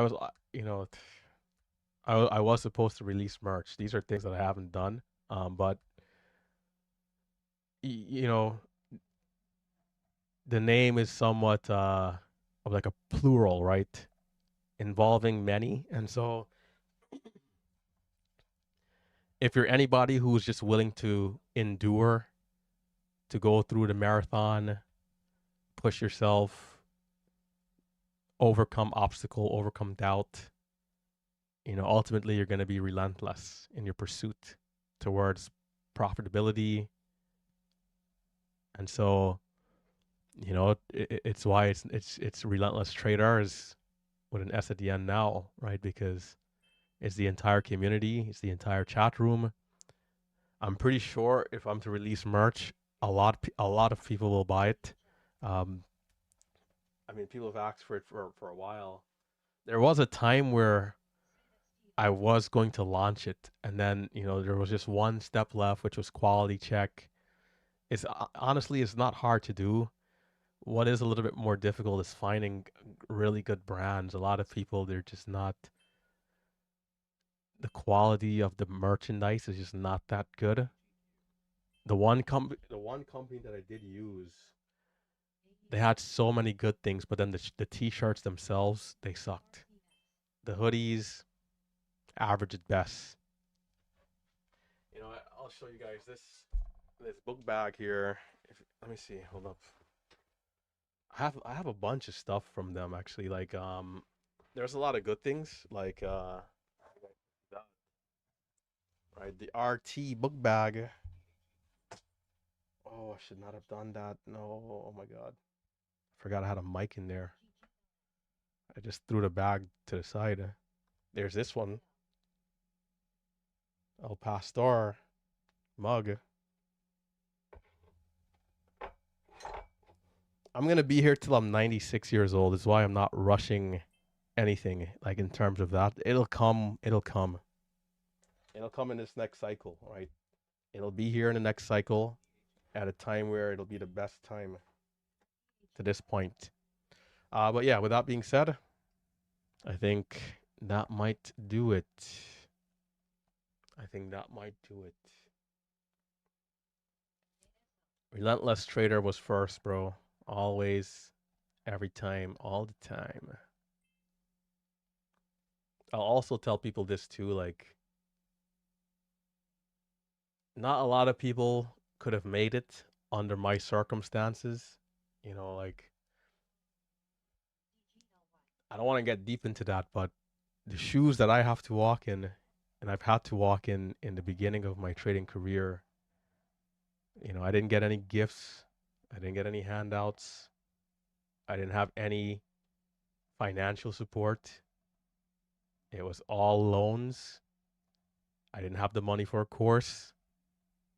It was just me and me alone. and I defied gravity. You know, I defied gravity, and that's what I'm doing exactly right now.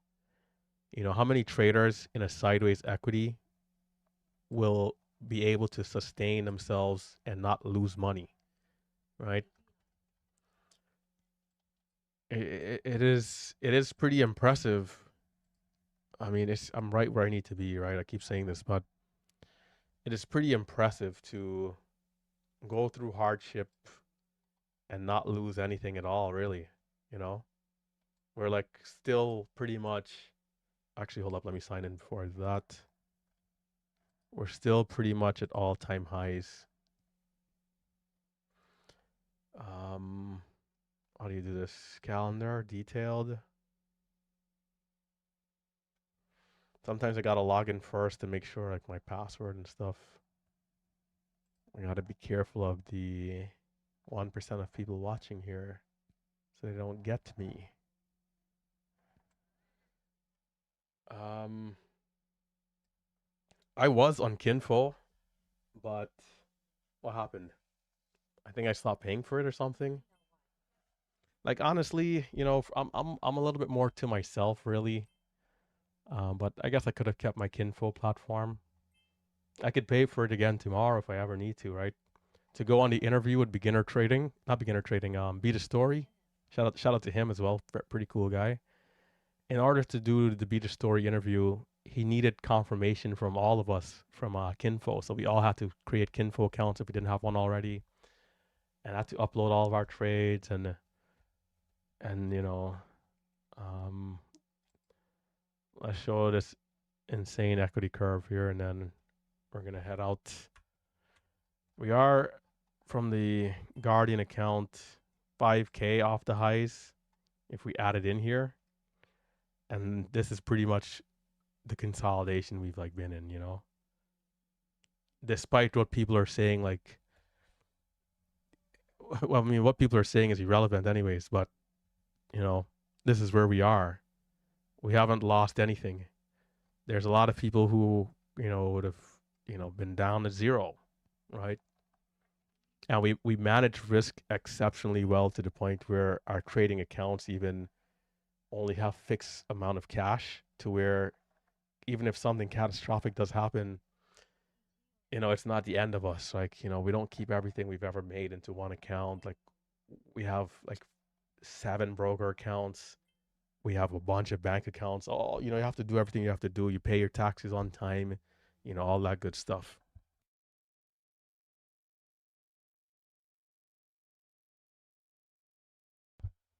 That way you can stay ahead of the game. Stay ahead of the game. Stay ahead of the game. So while there's some traders who might have made more than me, you know, they never had to walk in these giant shoes that I have on. You know when they say some people can't walk a mile in your shoes?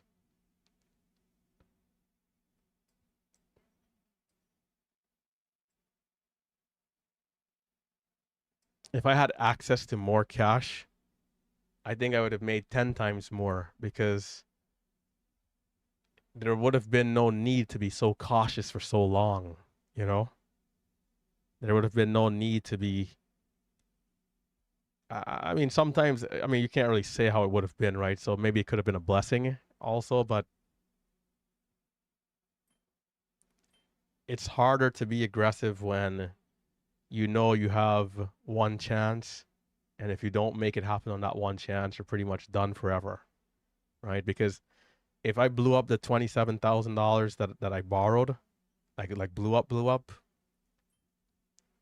I know so many people who are working now, working for years, the last 10 years, 15 years, and it's like people's bank accounts are not like when I get together with like local friends, it's like their bank accounts are not moving because of all the bills that are coming, the high inflation that we have going on.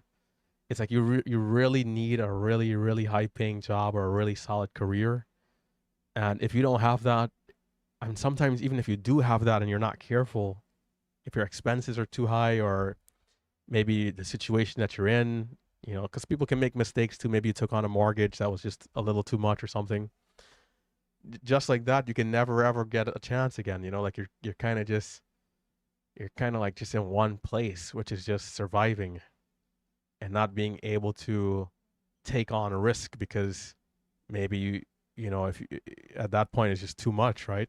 Maybe you started a family or these kind of things, right?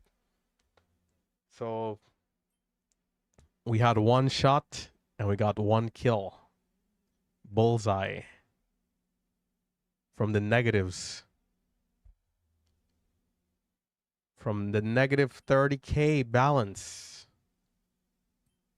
slow and steady, one day at a time, and that's what we're going to continue to do because it's been working for us. And as long as you're somebody who's seeing progress in your trading, your performance P&L wise will have no choice. It'll be held hostage to replicate exactly what you're doing. And so it's why the traders who put process over profits first will always be the ones who come out on top at the end because you're doing all the correct things technically and fundamentally to get to your destination. And that right there, can't go wrong with that, man. It is the ultimate way. So, you know, no matter who comes next to say anything about us or what, you know, adversity we might face, whether in the market or out of the market, we already have the formula for success. We've had this formula for a long time too. So in any situation, no matter the curveball, it's just going to be a matter of time. So every single day is why I'm able to show up here pretty easily, pretty confidently because I already know what it is, you know? Like this is like for me personally, I'll speak for myself, not for anybody else. Success for me is guaranteed. In the market, out of the market, it has no choice because it's not random. It's a certain amount of steps that you have to take to get there. And I'm already seeing slow progress, which means it's inevitable every single time. And it can be any sector, any industry, any new. I can go start anything new tomorrow, and then over time, it'll just be a matter of time again. Tomorrow, I can say I want to be a heart surgeon, and how long does it take? 7, 8 years, 10 years? I can guarantee that if that's what I put my mind to in 10 years, I'll be a heart surgeon or whatever the case might be. Astronaut, pilot. No exam is too hard. Like you know, all that stuff is preparation, studying. What you don't know, you ask for help, you research until you know how to do it, and you just slow and steady, slow and steady, slow baby step. Even if it's one baby step at a time, it's inevitable. It's inevitable. So the people who are here now that are going to be here months and years down the line, you'll be here to witness it. And I'll be saying and you know in those days and on those weeks, those months, I'll be saying it like it was a joke, like it was a dream, you know.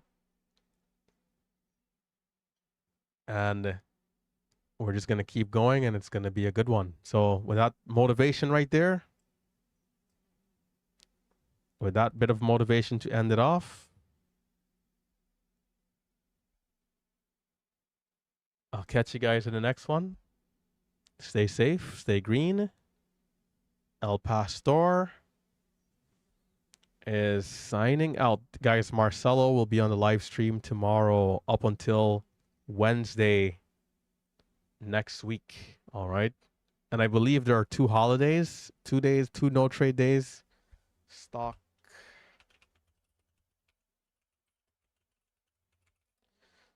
market calendar 2025.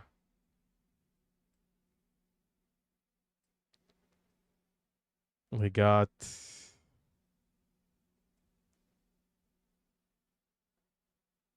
the 27th. The 27th. Okay.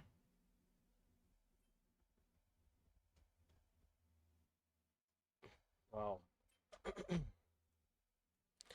Tomorrow might be a half day too. So you guys, for those of you trading, you'll have to double check. And then the 27th is a holiday here in the States for Thanksgiving. So looks like trading will continue on Monday again. I do, I don't really love that I'm missing a couple days, but and it's more so because of where I am with the progress I've been making. But, we'll be back refreshed and ready to go. So I'll catch you guys later. Stay safe, stay green. The People's Champion is signing out. Hit that thumbs up on the way out. Like and subscribe.